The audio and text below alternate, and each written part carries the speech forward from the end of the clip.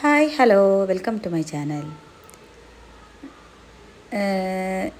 എന്താണ് ഈ ജേർണലിങ്? കുറേയായി കേൾക്കുന്നുണ്ട്. മറ്റോട് ചോദിച്ചപ്പോൾ കിട്ടിയ പിക്ചറാണിത്. നേരെ ഗൂഗിളിനോട് ചോദിച്ചു എന്താണ് ഈ ജേർണലിങ് എന്ന്.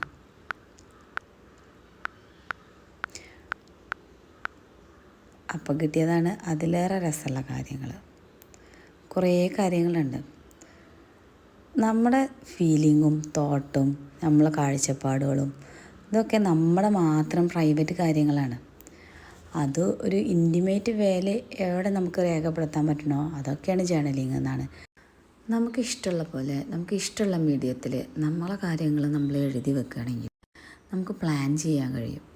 5 വർഷം കഴിഞ്ഞിട്ട് ചെയ്യേണ്ട കാര്യത്തിനെക്കുറിച്ച് ഇന്ന് വ്യാകുലതപ്പെടുന്നതിന് പകരം ഓരോ സ്റ്റെപ്പ് ബൈ സ്റ്റെപ്പ് ചെയ്യുമ്പോൾ അതിൻ്റെ ഗുണങ്ങൾ എന്തായാലും ഉണ്ടാവില്ലേ? ഗൂഗിളിൽ അന്വേഷിച്ച് കുറേ കാര്യങ്ങൾ കിട്ടി. എന്തായാലും ജേർണലിങ്ങിനെ പറ്റിയിട്ട് ഒരു 2 വാക്ക് പറയാൻ പറഞ്ഞാൽ എനിക്ക് പറയാം. പക്ഷേ ഡയറിയും ജേർണലിങ്ങും തമ്മിൽ എന്തൊക്കെ വ്യത്യാസം എന്നുള്ളതായി പിന്നെ എൻ്റെ അടുത്ത് സംശയം. ഡയറി എന്ന് പറയുന്നത് ഒരിക്കലും ജേർണൽ പോലെയല്ല. ജേർണലിങ് ഇപ്പോൾ നമ്മളൊരു മാഗസിൻ കാണുമ്പോൾ അതിൻ്റെ ചിത്രങ്ങളും കാര്യങ്ങളും നമ്മളെ കുറേ ഇമ്പാക്റ്റ് ചെയ്യും.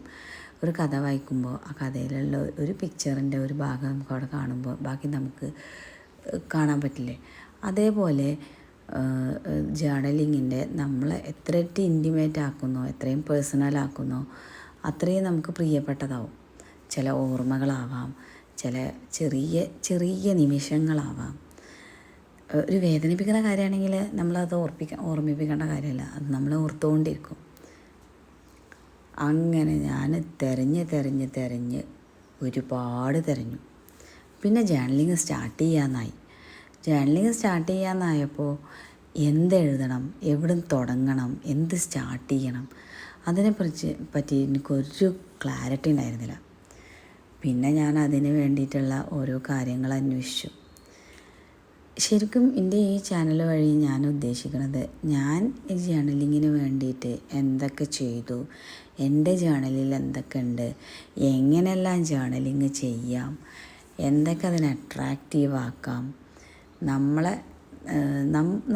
ഇൻബിൽട്ട് നമുക്ക് ചിലർക്ക് ചിത്രം വരക്കാൻ അറിയാം, ചിലർക്ക് വേറെ കളർ ചെയ്യാനറിയാം. അങ്ങനെ ഓരോരുത്തരുടെയും കഴിവിനും അവരുടേതായ ഇതിനും അനുസരിച്ചിട്ട് നമ്മളെ പേഴ്സണൽ സ്പേസിനെ നമുക്ക് ഭംഗിയാക്കാം. ആ ഭംഗിയാക്കിയിട്ട് പിന്നെ നമ്മൾ എന്താണെന്നുള്ളതിനെ പറ്റിയിട്ട് നമുക്കൊരു ക്ലാരിറ്റി വരാൻ, നമുക്ക് എന്താണോ ഇനി നെക്സ്റ്റ് ആഴ്ച ചെയ്യേണ്ടത് പ്ലാൻ ചെയ്യാൻ, ഇതെല്ലാം ജേർണലിങ്ങിൽ പറ്റും. ജേർണലിങ് തന്നെ പലതരത്തിലുണ്ട്. ക്രിയേറ്റീവായിട്ട് ജേർണൽ ചെയ്യാം, ഗ്രാറ്റിറ്റ്യൂഡ് ജേർണൽ ചെയ്യാം, നമ്മളെ മോൾഡ് ചെയ്യാൻ വേണ്ടിയിട്ട് ഒരു പുതിയ നമ്മൾ ബെറ്റർ വേർഷൻ ആക്കാൻ വേണ്ടിയിട്ട് നമുക്ക് ചെയ്യാം. Junk journalling, creative journalling. അപ്പോൾ ഓരോ ജേർണലിനും വ്യത്യസ്ത മുഖങ്ങളാണ്. അത് വ്യത്യസ്ത തരത്തിൽ നമുക്ക് പേഴ്സണലാണ്, നമുക്ക് എക്സ്പ്രസ് ചെയ്യാം. അതിനെ എത്രത്തോളം ഭംഗിയാക്കാനും മറ്റൊക്കെയാണ് സ്റ്റിക്കേഴ്സ്. ഞാൻ ശരിക്കും ജേർണലിങ് കാണുന്നത് എന്ന് പറഞ്ഞിട്ടുണ്ടെങ്കിൽ, ജേർണലിങ്ങിനെ കുറിച്ച് അന്വേഷിക്കണത് പറഞ്ഞിട്ടുണ്ടെങ്കിൽ അതിൻ്റെ സ്റ്റിക്കറും അതിൻ്റെ ഭംഗിയും അതിൻ്റെ കാര്യങ്ങളും അന്വേഷിച്ചിട്ടാണ്. ആക്ച്വലി എനിക്ക് ഏറ്റവും ഇഷ്ടമായത് എന്താണെന്ന് പറഞ്ഞാൽ, നമ്മളെ ഏറ്റവും അടുത്ത ഒരു ഫ്രണ്ടിനെ നമ്മൾ കണ്ടെത്തുകയാണ്. നമ്മളെല്ലാം ലിസൺ ചെയ്യണ, അല്ലെങ്കിൽ നമ്മളെല്ലാം ആക്സെപ്റ്റ് ചെയ്യണ, നമ്മൾ ജേർണലിൽ കൂടെ നമുക്ക് പോകുമ്പോൾ ഇനി എന്ത് സൊല്യൂഷൻ വേണമെന്ന് നമുക്ക് കണ്ടെത്താൻ കഴിയണത്. അതാണ് എനിക്ക് ജേർണലിങ്ങിൽ ഏറ്റവും പേഴ്സണലായത്. ഒരു തരത്തിലല്ലേ മറ്റൊരു തരത്തിൽ നമ്മളൊക്കെ ജേർണൽ ചെയ്യുന്നതാണ്. നമുക്ക് ഇഷ്ടപ്പെട്ട ഒരു സ്ഥലത്ത് പോയാൽ നമ്മൾ അവിടെ നിന്ന് കിട്ടുന്ന ഒരു ഇലയാണെങ്കിലും നമ്മൾ എടുത്തു വെക്കാറുണ്ട്. നമ്മുടെ സെൽഫ് സാറ്റിസ്ഫാക്ഷൻ്റെ ഒരു വേറെ രൂപം. ജേർണലിങ്ങിൻ്റെ ഒരു കാര്യം എനിക്ക് ഓർമ്മ വരുന്നത് എന്താണെന്ന് പറഞ്ഞാൽ, നിമ്ന വിജയുടെ പുതിയ ബുക്കിലില്ലേ, എത്രയും പ്രിയപ്പെട്ട എന്നോട് എന്നുള്ളതിലെ മഹാദേവൻ എന്ന് വിളിച്ചിട്ട് അവൾ എഴുതുന്ന ഡയറി, അതാണ് എൻ്റെ മൈൻഡിൽ എപ്പോഴും ജേർണലിങ്ങിൻ്റെ ഒരു മുഖം. നമ്മളത് സ്റ്റാർട്ട് ചെയ്യാമെന്ന് കരുതി നോക്കുമ്പോൾ ഓരോ ജേർണലിനും ഓരോ മുഖം. അപ്പോൾ എത്ര തരം ജേർണലുണ്ട് എന്നുള്ളതായി എൻ്റെ സംശയം. അപ്പം നമ്മൾ ഗൂഗിൾ അമ്മേനോട് ചോദിച്ചു. പറഞ്ഞു പിന്നെ ഗ്രാറ്റിറ്റ്യൂഡ് ജേർണലിങ് കുറച്ച് കൂടി കുറച്ചും കൂടി പേഴ്സണൽ, നമ്മൾ പോസിറ്റീവായി എല്ലാത്തിനെയും പോസിറ്റീവായി കാണുന്നത് എൻ്റെ ഒരു വേർഷനാണ്. ബുള്ളറ്റ് ജേണൽ, പിന്നെ ഡ്രീം ജേണൽ, ഡ്രീമിനെ ട്രാക്ക് ചെയ്തിട്ട് എന്താണ് നമ്മുടെ മൈൻഡ് നമ്മളോട് പറയണത്. റിഫ്ലക്റ്റീവ് ജേണലിങ്, നമ്മുടെ ഓരോ കാര്യം എങ്ങനെ റിഫ്ലക്റ്റ് ചെയ്യുക, നമ്മൾ ചെയ്യണത് വേറൊരാൾക്കാർ റിഫ്ലക്റ്റ് ചെയ്യുക, നമ്മൾക്ക് തന്നെ റിഫ്ലക്റ്റ് ചെയ്യാൻ വേണ്ടി നമ്മൾ എഴുതി വെക്കുക. പിന്നെ ട്രാവൽ ജേണലിങ്, അതാണ് എൻ്റെ ബെസ്റ്റ് ആൻഡ് പേഴ്സണൽ. എനിക്കിഷ്ടം ഓരോ സ്ഥലങ്ങളിൽ പോകാനും ആ സ്ഥലത്ത് പോയി വന്നാൽ അതിൻ്റേതായ എന്തെങ്കിലും ഒന്ന് എൻ്റെ അടുത്തുണ്ടാവും. ഇപ്പോൾ ഒരു ബീച്ചിൽ പോയാലോ അല്ലെങ്കിൽ എവിടെ പോയാലോ, അപ്പോൾ എന്താണ് നമ്മളിപ്പോൾ ഒരു സെൽഫി എടുക്കുമ്പോൾ അത്രത്തോളം നമുക്ക് പേഴ്സണലാണ്.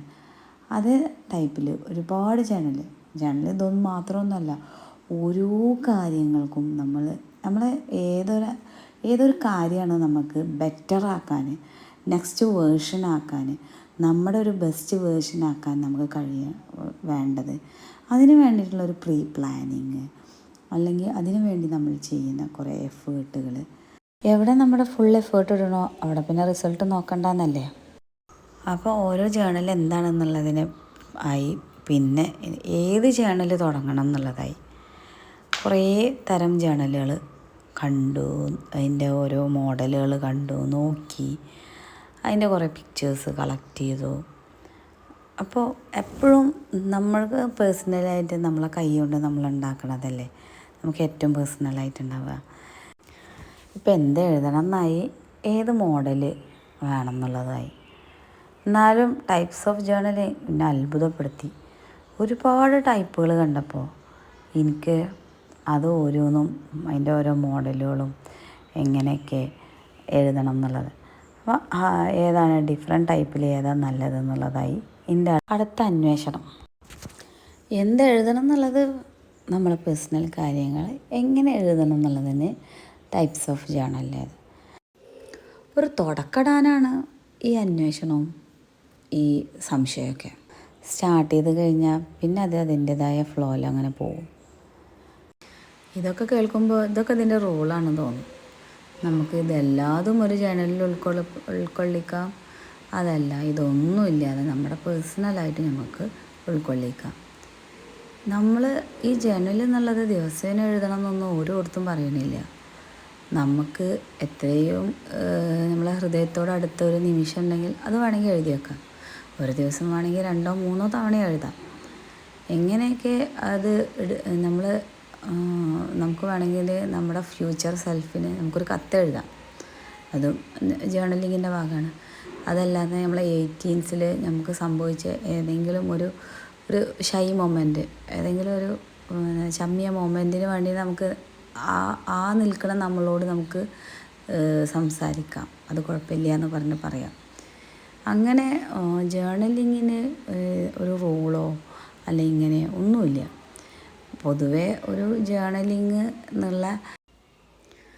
ജേണലിങ്ങിൻ്റെ ഇപ്പോൾ പൊതുവായിട്ട് നമ്മളൊരു കാര്യം പ്ലാൻ ചെയ്യുകയാണെന്നുണ്ടെങ്കിൽ ആ പ്ലാൻ ചെയ്യുന്ന കാര്യത്തിന് പൊതുവെ ഉണ്ടാവില്ലേ ഉള്ള ഒരു ഫോർമാറ്റില്ലേ, ഒരു തുടക്കം, ബോഡി. നമ്മളെ ഒരു ബെറ്റർ വേർഷന് വേണ്ടിയിട്ട് നമ്മൾ എന്തെല്ലാം ചെയ്യാൻ പറ്റുന്നുണ്ട് അതൊക്കെ നമുക്ക് നോട്ട് ചെയ്യാനും ട്രാക്ക് ചെയ്യാനും പറ്റുന്നുണ്ടെങ്കിൽ നമുക്ക് എന്തായാലും ചേഞ്ച് ഉണ്ടാക്കാൻ കഴിയും. ഇനിയും ബുക്കും പേനയും എടുത്തിട്ട് എന്തെഴുതാമെന്നുള്ള കൺഫ്യൂഷൻ വരികയാണെന്നുണ്ടെങ്കിൽ ജേണലിങ് പ്രോംപ്റ്റ്സ് കിട്ടും. ജേണലിങ് പ്രോംപ്റ്റ്സ് പറഞ്ഞിട്ടുണ്ടെങ്കിൽ ഒരു ജേണലിൽ നിങ്ങളുടെ ജേണലിൽ ഇത് ഏത് ഭാഗമാണ്, എന്താണ് നിങ്ങൾ ഓവറോൾ ഒരു ബെറ്റർ വേർഷൻ ആക്കാനാണെന്നുണ്ടെങ്കിൽ ഏതെല്ലാം കുറേ ക്വസ്റ്റ്യൻസ് ഉണ്ടാവും. അപ്പോൾ ആ ക്വസ്റ്റ്യൻസ് 1-2 നമുക്ക് പറ്റിയത് ഏതാണെന്നുണ്ടെങ്കിൽ നോക്കിയിട്ട് അതിലെന്ത് ചെയ്യാം, നമുക്ക് ആൻസർ ചെയ്യണ പോലെ എഴുതാം. നിങ്ങളുടെ ഒരു ഡ്രീം ലൈഫ് അല്ലെങ്കിൽ ഒരു ഡ്രീം ജോബ് അതെങ്ങനെയായിരിക്കണം, നിങ്ങൾക്ക് നിങ്ങളുടെ ജേണലിൽ വേണമെങ്കിൽ അങ്ങനെ സ്റ്റാർട്ട് ചെയ്യാം. അതേപോലെ ഒരുപാട് ഇതിൻ്റെ മോഡലുകളും ഓപ്ഷൻസും നമുക്ക് ചുറ്റും കിട്ടും. അങ്ങനെ ഇതിനെ കുറിച്ചിട്ടുള്ള കുറേ വീഡിയോസ്, ഈ കാര്യം ഡിസ്കസ് ചെയ്യുന്ന കുറേ മോഡലുകൾ ഒക്കെ നമുക്ക് കിട്ടും. ഏതായാലും നമുക്ക് ജേണലിങ് സ്റ്റാർട്ട് ചെയ്യാം. നിങ്ങളും എൻ്റെ കൂടെ ഉണ്ടാവില്ലേ? അപ്പോൾ എൻ്റെ ജേണലിങ്ങിൻ്റെ ഒരു ജേണിയാണ് വീഡിയോസ് കൂടെ ഞാൻ കൊടുക്കാൻ ഉദ്ദേശിക്കണം.